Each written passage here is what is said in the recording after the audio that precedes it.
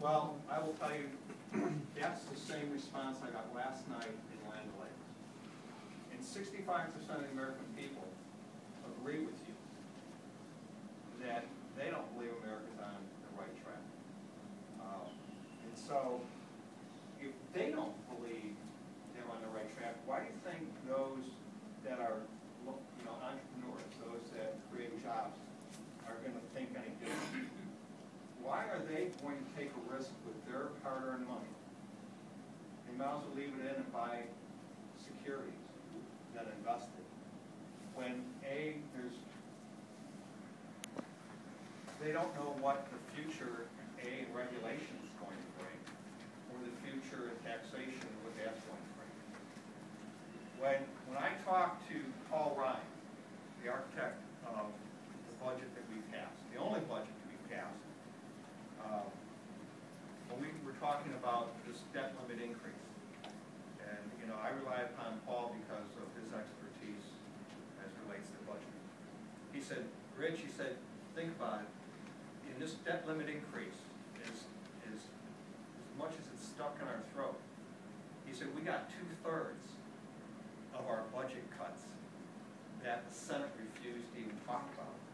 We got 2/3 of the budget cuts that were included in the Bryan budget that we passed.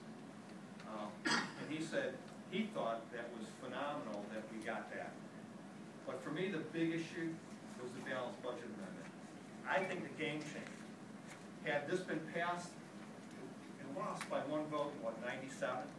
Had this been passed in 97, we wouldn't be having this discussion today. We wouldn't be going through what we're going through in regards to our ever-increasing deficit and debt. We just wouldn't. It would have been resolved at this point.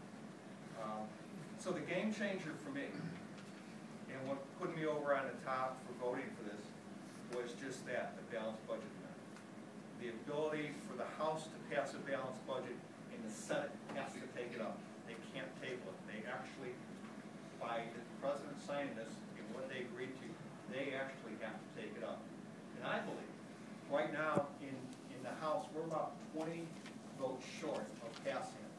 But I will tell you this, by the end of this break, the pressure will have built so much on those that are somewhat sitting on the fence that they're going to pass it.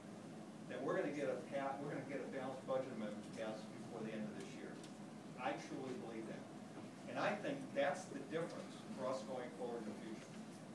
I think when you're talking about bond ratings, when you're talking about those that are looking at this country in regards to being there in the most successful and the most the country that's going to be there to make sure the monetary values stay up, is the balanced budget amendment.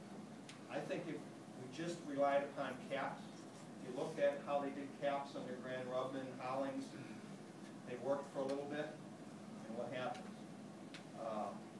Anything Congress votes into law, the next Congress can change. The only thing that can't is a balanced budget amendment. So it doesn't matter who gets voted in next.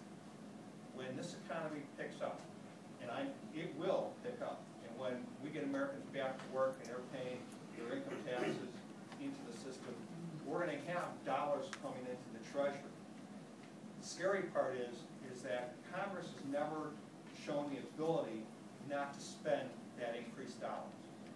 And so the only way for us to get around that is to have a structural change, and that's called a balanced budget amendment. So that was the turning part for me. And in talking with guys like Paul Ryan and Alan West and others, we made a tough vote. But at the end of the day, I think it's going to put us in a sustainable path in the future. I have to believe that because I believe in the American spirit that we're going to rise above this if we have the opportunity to. So what I'm going to do is I'm going to open this up to questions.